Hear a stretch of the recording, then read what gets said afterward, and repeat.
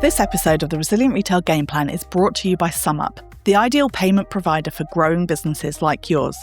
SumUp's got payment solutions that work for everyone. From pocket-sized card readers to full-till setups, they've got you sorted. Multi-network connectivity means your devices stay online and never miss a sale. And with transparent pricing, there are no nasty surprises or hidden fees.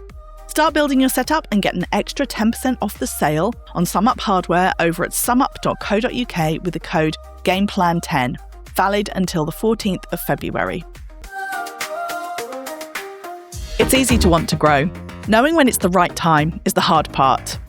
Deciding to open another store isn't just about finding the right unit or having the confidence to take the leap. It's about knowing whether the business you have now is actually ready to support what comes next.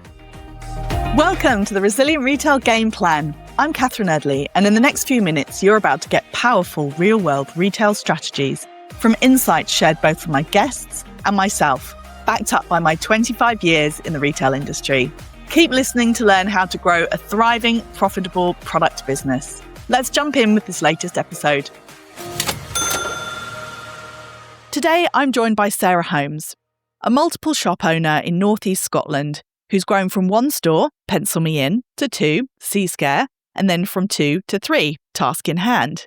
And what I really wanted to explore with Sarah isn't just what she did, but how she knew it was the right time.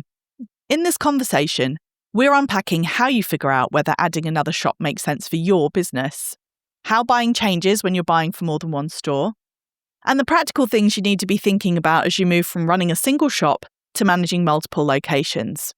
So if you're listening with one shop and thinking, could there be more? Or you're already juggling more than one and want to make it feel simpler, you'll get a lot from this episode. Or if you've ever considered opening a bricks and mortar store in the first place. Sarah, so starting 2026 with 3 shops. Yes. Do you want to tell us the story about how you went from one shop to 3? Yeah, so shop number 1 was born just out of a complete love of stationery and wanting to get out of a corporate toxic workplace, that old tale that we've heard so many times. So that's where Pencil Me In came from. Wasn't so much a gap in the market or anything strategic. It was just, I really want to be a shopkeeper and this is what I like buying and what I'm passionate about. So let's see if that'll transcribes, which is cool because it's 10 years old this year. So that's obviously linking in with some people. Shop number 2, which is Seascare, so that's 3 years old this year. It's 2 doors up from Pencil Me In. So it was a bit more of a strategic move. I had a vain idea that I wanted another shop, and I did a business growth course with one of the universities up here part-time. And I used having a second shop as the project. And it did actually come out as something viable. So I was like, oh, wow, cool.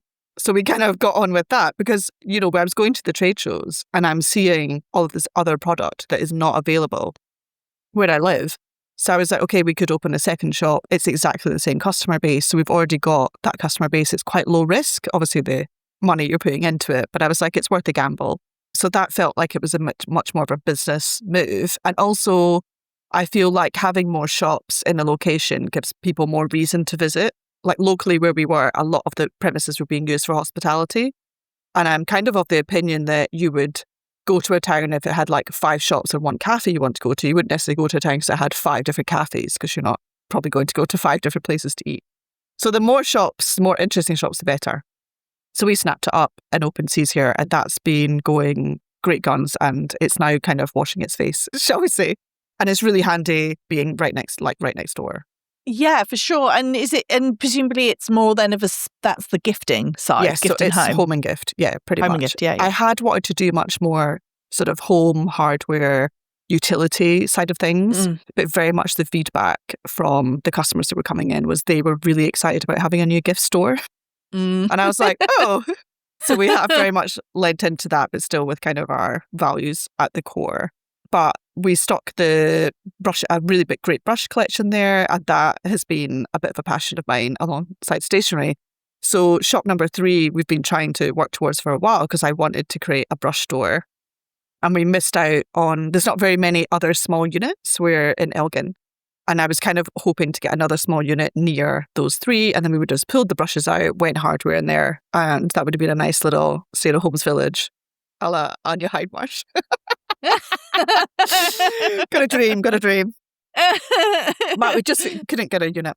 So the end of August, I recently moved to a town in Northeast called Nairn. So I moved here in the spring, and then I saw a shop become available at the end of August that's been vacant for 15 years. Oh, wow. The guy had been selling it, but didn't really want to sell it type situation. Yeah.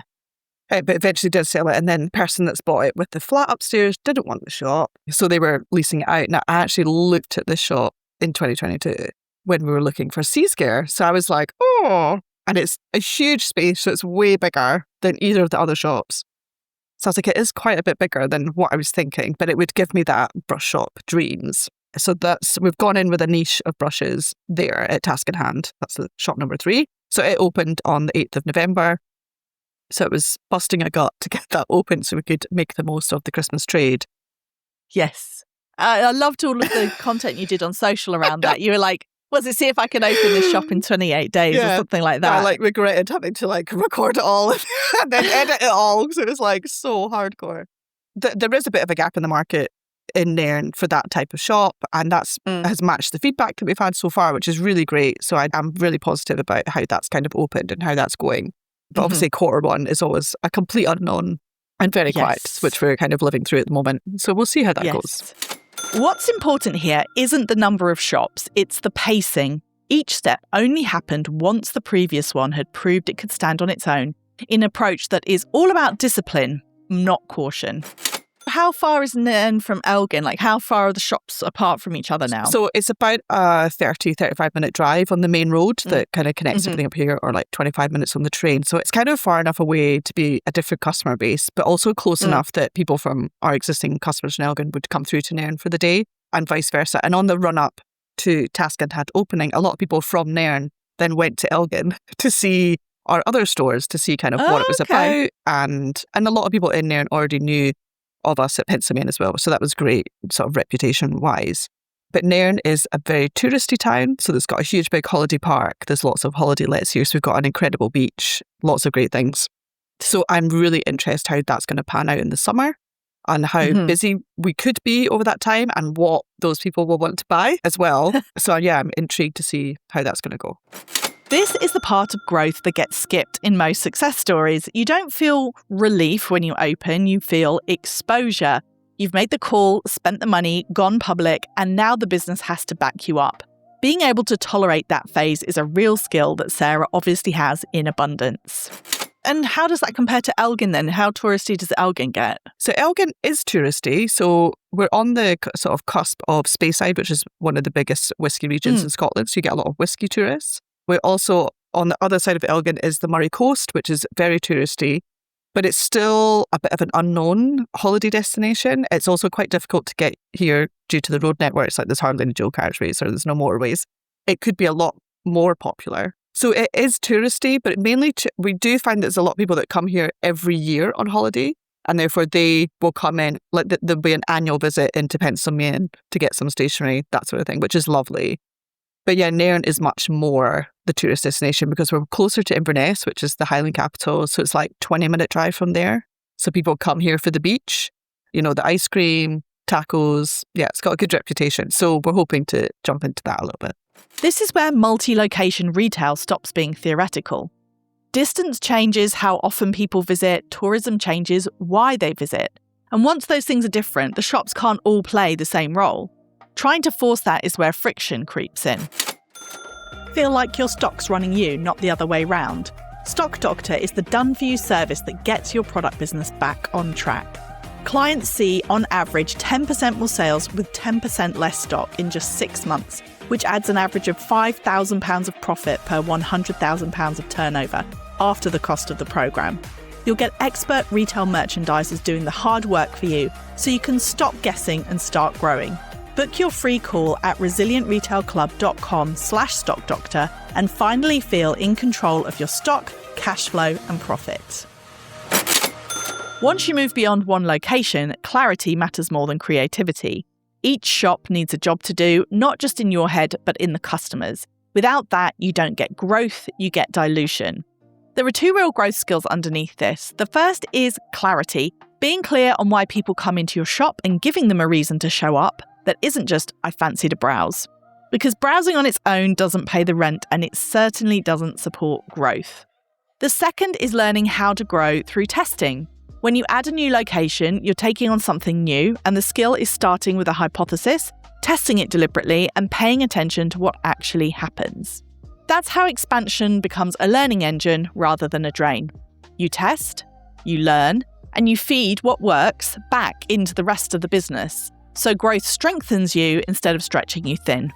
I managed stationery and art for Paperchase, Yes. and that included they had these big, on the flagship stores, they had Tottenham Court Road, Glasgow, Manchester, and they had these huge art sections. I used to shop the one in Manchester, so I'm very au fait with exactly what you're talking about.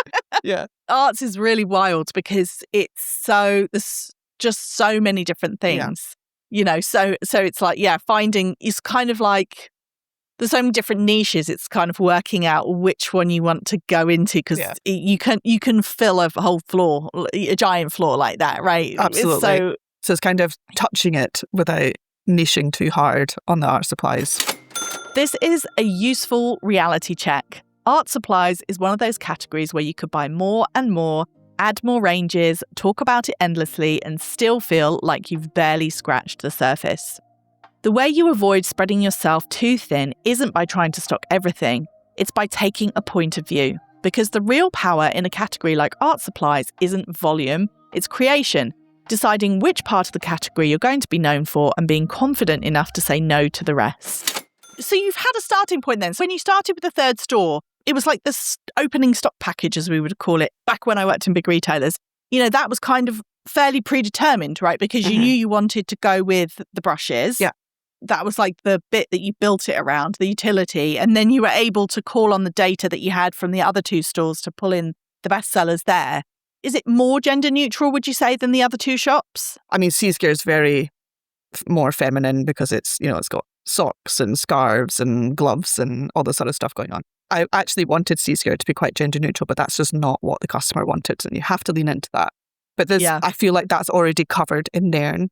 So I don't need to go into that. So it is really driving to give Nairn something different, but also to give my Elgin customers a reason to come over and see what we're doing differently here. We've got trade shows coming up, and that's going to be the exciting part is now, because I haven't been to a trade show since we opened Task or even thought about opening it. So it's like, okay, what can I go and get now that's going to even improve that shop even more? But on the brushes, I went down, so the distributor for the brushes, they have their own brush shop in Burford in the Cotswolds. And they're now making a bit of a move on TikTok, which is really interesting. They've got the best presenter for it. I urge anyone to look up brush shop on TikTok. So I went down and went to visit the shop so I could see exactly how they were retailing it. Because obviously I've seen how they wholesale it. But I was like, I need to see how you're retailing this. And the space is quite small, but it was really great to go in, see what's happening, and we've kind of taken inspiration from that for a little bit of it, and then also find out what they're doing as a business for their marketing, which then also impacts on kind of how I will market my side of things with the brushes, because we are hoping to be the brush shop. So Pencilmania is known as the pencil shop, but we're hoping to take Task to be the brush shop, and we've actually, we've bought the domain of the brush shop. I've had that for about 18 months now. So we're hoping to play on that and work that into a bit of a niche locally. It's kind of in the north of Scotland. Positioning isn't about vibe, it's about expectation. Before a customer even touches a product, they've already decided what you're good for. That decision shapes trust, frequency, and spend, especially once you're running more than one shop. When you talked about them going for it on TikTok, are they using the physical retail space for their presenting? Yeah, it's really good. I urge you to go have a look. Cleaning content is huge on TikTok. Oh, yeah, massively. So Victoria, who works in the shop, is from the Cotswolds, and she's lovely, a bit posh, and she just presents so well the different brushes and is able to talk about them because she's got so much experience with them. So no, it's a great watch. That was one of my retail trends for the year, is the whole shopping as entertainment, and I think that's really interesting. This is where retail and marketing stop being separate. If the shop itself is part of the story, you're not constantly chasing attention. You're building familiarity, and familiarity is what brings people back. This episode of the Resilient Retail Game Plan is brought to you by SumUp, the ideal payment provider for growing businesses like yours. Getting paid for your hard work should be easy, so SumUp's built-in payment solutions for pretty much every type of business setup you can think of. If you're looking for a proper till system from your shop counter, SumUp's got you sorted. They've also got a range of card readers you can use to take payments in-store or on the go. SumUp devices have multi-network connectivity, which means you'll never miss a sale because of dodgy Wi-Fi or a dropped connection. And no need to worry about sneaky charges either. You'll pay a one-time hardware cost and a fixed fee per transaction. No rental fees, no lengthy contracts, just honest rates from the get-go. Right now, you can grab an extra 10% off SumUp hardware sale using the code GAMEPLAN10 at sumup.co.uk. But be quick, it's only valid till the 14th of February. Trade shows are dangerous when you're growing. And why is that? It's because everything feels possible, and possibility unchecked gets expensive very quickly.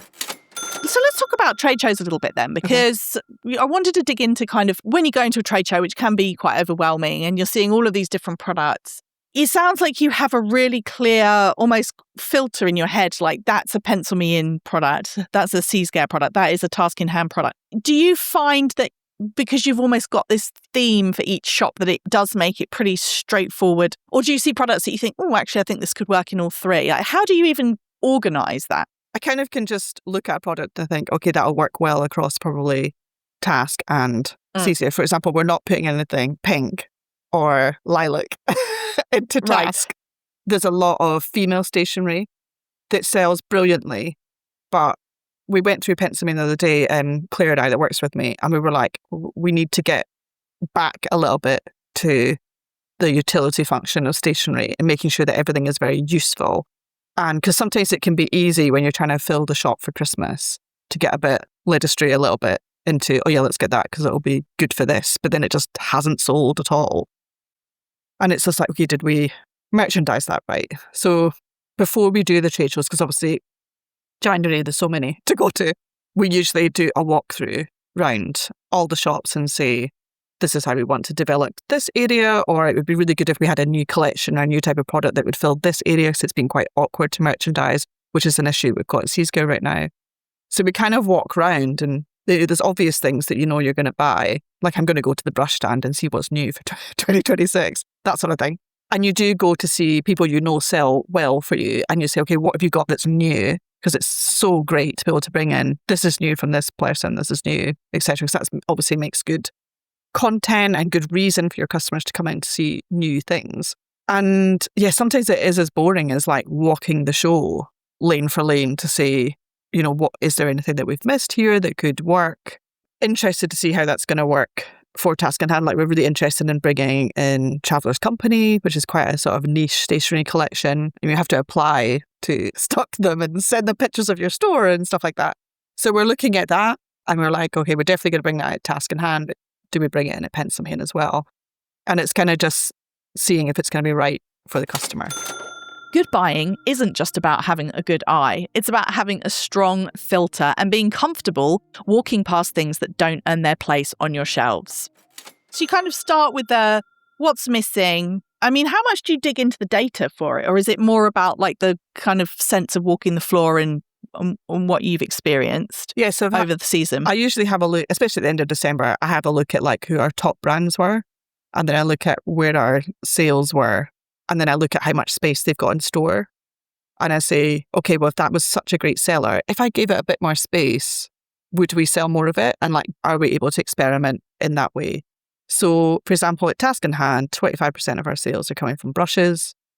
I'm planning to expand that anyway, but it's just like, okay, well, let's go and look at what we can expand that with. And then what also joins in with that product. What else? Because we've got a pick and mix table of brushes. And it's just like, well, what other products could also be on this pick and mix table? Because it's not just brushes, it could be other household stuff too. And then, you know, soaps at C-Scare sell really well. So it's like, okay, what if we gave over another shelf and just filled that with soap? Would that increase our sales? Would they stay the same? So there's a little bit of experimenting that'll probably go on in the sort of first 3-4 months of the year. You know, you're checking that that's not going to be too much of a cash risk as well. So you don't want to put too much money into something. So it's just that balance of let's experiment here, let's experiment there. So yeah, we do try and look at the data. Sometimes, you know, when you've been doing it a long time, you just get a gut feeling for this will do really well. And then we kind of go for it. You know roughly what you want to. We used to do an exercise, sounds something similar. It's called grow, maintain, decline, which is basically where we would go through each category and we would say, we want to grow this, maintain this, decline this. Okay, yeah. So, you might go through it and say, right, we want to grow brushes, maintain cards, but decline, if you had a certain other product area that just hadn't worked so well. Yeah. And then you kind of know where your focuses are. You know who your best brands are. So that's pretty straightforward. You go and see them if they're at the shows, right? And then I suppose you're just then almost like waiting for that lightning strike. You're going to walk up and down and then say, oh, actually, I hadn't even thought of that, but this is this amazing thing that I just know was going to work perfectly. Yeah. I mean, at the start of every month, I pretty much look at all of our bestsellers across the shops and then I think, okay, what needs topped up and make sure that that's in. And I think for certainly these first 3-4 months of the year, it's really important to have your bestsellers in because it's probably going to be your regular local customers that know what you stock that are going to be coming in and you want to make sure you've got what they need. And then over the summer, you can experiment a little bit more because we've got a little bit more footfall. And then at Christmas, I always feel like I need to find the thing. The golden star. So, we go to Harrogate in July and we go to Top Drawer in September and we're always there like, what's it going to be? What's the thing? Yeah, and we did hit on a couple of things this year, but we got them in a little bit late. So I'm like, okay, I need to be nailing that this year. Obviously, there was a bit of a distraction last year with opening the new shop. Yeah, but this, like we've reflected on last year and I was like, we need to go in earlier on Christmas. Like Christmas trees were going up beginning of November, middle of November. And I'm like, if you don't have your decorations out now in October, you don't really sell any decorations in December at all because all the trees are up unless someone's buying maybe one for a gift. But decoration sales are now heavily in October, November. And we were just a little bit slow, I felt, last year. But that can all be changed for this year. We still had a great sales period. But I was like, I think we could do a little bit better. The more that people try and split the cost of Christmas, I think that's the other thing as well, is that they start a bit earlier and they sort of squirrel a few bits away earlier on. So if you've got it doesn't have to be your main focus, but if it's there, especially if they're picking things up. When you're buying for more than one shop, mistakes don't stay small. They replicate, they tie up cash, they steal space from what actually works. That's why data isn't about being corporate, it's about protecting your business. This is the moment where growth gets uncomfortable because scaling usually means letting go of the things that made you feel safe, like being everywhere, checking everything, holding it all together yourself. You have to make an identity shift and start thinking about systems instead of you as the control. Otherwise, you risk becoming the bottleneck. So I'd love to ask you about multiple locations because this is something that when I talk to people, I work with a lot of bricks and mortar stores and some of them have multiple locations. Some people are in one location and would like to open another. But I would say that the kind of biggest blocker is the kind of loss of control. When you're in your store every day, then going to basically, obviously it's about being able to put your trust in your team. Interestingly, I spoke to the co-founder of Bird and Blend Tea, who've now got about 35 stores or something. And he said, the hardest store is your second, because it's like once you've had two, you've proven that you can run one without you being there every day. So the rest of them seem easier. But I'd love to just know your thoughts, having gone from 1 to 2 and then 2 to 3. How do you navigate the transition? I mean, it is all in the team and who you recruit to come into that team. And I mean, I'm interviewing this afternoon, so I'll be reiterating this later.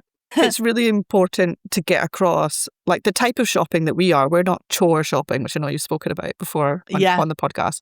We cherish. Yeah, we're like, and we're an experience. We're enjoyable. Yes. We should be fun. We're not a service. And it's making sure that people understand that so that when customers are in, it's about enjoying what they're buying and, talking to them about it in that way. It's not really about hardcore selling. It's about talking to them about the product, adding in helpful information, that sort of thing. But it's also looking at how we work. Some of us that work in the team are very efficient working and like to be really busy. I mean, that's like goldmine. If you can keep your team busy and if they really want to be busy. And to a certain extent, it's about letting go, which I think when I speak to a lot of shopkeepers and they think about opening a second shop, that's the element. They're like, oh, I don't want to let go of this or that. But I think what helped me in the past is I was on maternity leave twice and had to bring in people to run the shop. And you just have to let go and you find out the real things that you need to keep control of. Like I still do all of the banking, like no one has access to the banking, but the girls have got access to the card for the account, so they can buy stuff like pencil boxes or raw mail or whatever it might be. So obviously trust is really important. And luckily in a small business that can flex quite easily. But yeah, I think having that time away gave me a better pinpoint of what I need to keep control of and actually what I can let go of. And it's also giving a little bit of freedom to your team so that they can actually perhaps improve processes and improve the things that you think you're the only person that can do it. Because I don't do any window displays now. I discuss that with the team. We come up with ideas. Sometimes I'm like, I don't have any ideas. And they just go off to Pinterest and come back with some ideas. Sometimes I do. And then they're the ones that kind of execute it or come up with a few other things to add in. So that's wonderful. And that's a great creative outlet. Like I want the team to do creative stuff while they're at work because we have the wholesale site to Pencil Men of printing pencils.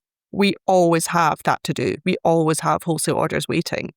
And I'm like, I don't want you to feel like that is always the number one task. I want you to do some creative stuff so you're not like so bored at work that you're going to get disengaged and you're going to want to leave. They both do, we have like a shop iPhone and we have a digital SLR. So Claire and Louise mainly both do photography at work. So we have a huge big light box. So they do flat lays that I use then in our email marketing, on our social media. Louise rephotographed every brush so that we could put that on the website so it was consistent. So they do all of that stuff as well. And I think it's about opening up what a role could be as a sales assistant, which is such a rubbish title because they do so much more than that. And that's what I try and do is give the team other interesting responsibilities that aren't just serving a customer, cleaning the shop, dealing with a delivery, and try and kind of bring them on board and bring them to trade shows with me so they get to meet all of our suppliers. They get to see how it's merchandised at the show. And then their mind goes to how can I make a display out of this? Well, I'm like, what's the price point? What's the margin? Yeah. How can I make how many will I buy? But they're there like figuring out how that's going to look, which totally takes it off my shoulders. So there could be real benefits to bringing new people in because they'll have a completely different insight to your business, to the shop. But yeah, it is something to get people to come on board. And like my past experience was running big teams. So I do have that sort of experience to bring into it. And I think sometimes people are a little bit scared to hire people in case, I don't know, they think they're going to steal from them or something. But there's got to be that trust. Yeah, it's how you get to that trust, isn't it? It's how you make sure that what you need to be done is being done. Yeah. And then that you can then step away and know that you can, it's like building that trust up and how you get to that point. But no, that's fascinating. Control doesn't disappear as you grow, it becomes selective. Knowing what not to hold on to is what makes growth sustainable instead of exhausting. So what's next then? How many more shops? I was pretty sure that I'm done, but my mate was like, this is just the start. Yeah, I don't know. Three is a lot. I've still got, my kids are still pretty young. They're only 4 and 7. So it's like, how much more it's young. do you want to add to your to-do list? And, my husband works away most of the time as well. So it can be a bit frantic behind the scenes, which I don't usually share that side of it because like no one wants to see you on the school run and stuff like that. I actually wrote we've done a strategy for 2026 and it's got like 53 elements. I was like, that'll do for this year. But no, this year's really just about, settling task and just kind of trying to improve. We're doing a wholesale trade show with Pencil Men. We're doing Harrogate in July. So we've got that to boost wholesale sales, hopefully. So there's a few things. Is that the first time? No, we've done 2 others. So we did the stationery show ages ago. Right, yes. 2022. And then we did Top Drawer 2023. And that was great, but like overwhelmingly great. And they kept phoning me to try and rebook. And I was like, I've got PTSD from doing that show. Please stop phoning me. So I've only just got around to like booking another show because it was so crazy. And then we're trying to like just build that niche of the brushes. So that up here, there's lots of Highland Games events. So we're booked in to do it, to take the brushes and do like a Highland Games stall in the shopping area just to kind of get the word out about it and just to test that market as well.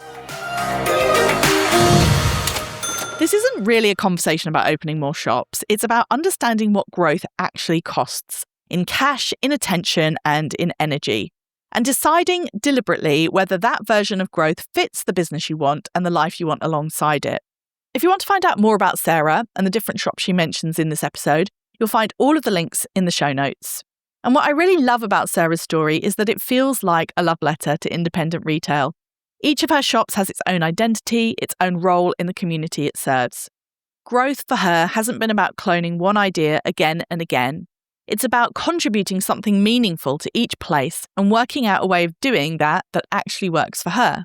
And that's the real takeaway here. Growth isn't a rule, it's a choice. And the most important part is making sure it supports the kind of business you want to run and the kind of life you want to live.